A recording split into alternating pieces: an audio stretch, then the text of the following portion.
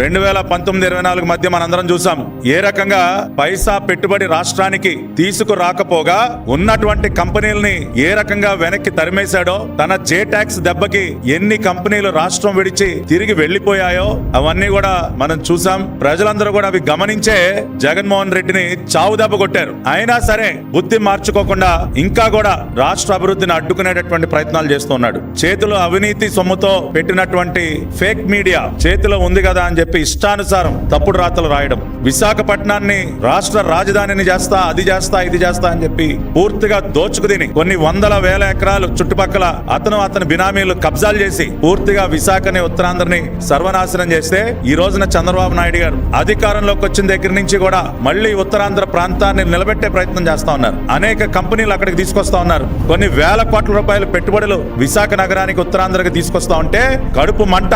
అరే, మేము దోచుకు తిన్న ప్రాంతానికి మళ్ళీ మీరు పెట్టుబడులు తెస్తారా? మేము జనాల్ని రోడ్డును పడేస్తే మళ్ళీ మీరు వాళ్ళలో ఆశలు చిగురింపజేస్తారా అని చెప్పి కక్ష.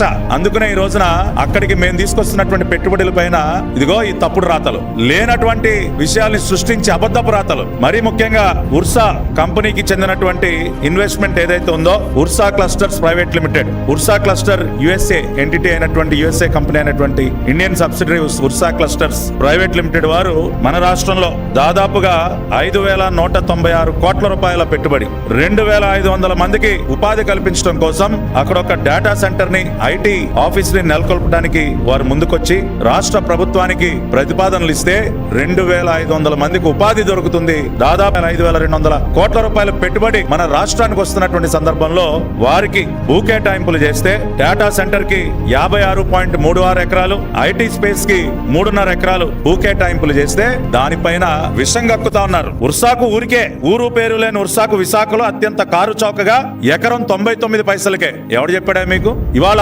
అడుగుతా ఉన్నా, ఈ దిక్కుమాలిన పత్రిక, ఈ పత్రికలో తప్పుడు రాతలు రాయిస్తున్నటువంటి జగన్ రెడ్డి, అతని దొంగల దోపిడీ ముఠ, ఫేక్ ముఠ, వారిని నేను సూటిగా ప్రశ్నిస్తా ఉన్నా. ఉర్సా కంపెనీకి 99 పైసలకే ఎకరాన్ని మేము కట్టబెట్టాం అని ప్రూవ్ చేయడానికి మీ దగ్గర ఉన్నటువంటి కాగితం ఏంటి?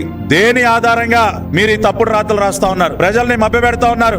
రాష్ట్రానికి వస్తున్నటువంటి పెట్టుబడులను అడ్డుకునే ప్రయత్నం చేస్తా ఉన్నారు. మీరు జవాబు చెప్పండి. దేని ఆధారంగా ఈ తప్పుడు రాతలు రాశారు? ఏదైనా జీవో కాపీ ఉందా మీ దగ్గర?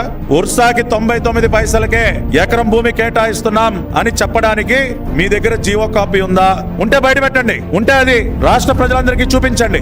ఎందుకు ఎటువంటి ఆధారాలు లేకుండా మీరు ఇటువంటి తప్పుడు రాతలు రాస్తా ఉన్నారో మీరు ఇవాళ జవాబు చెప్పాలి.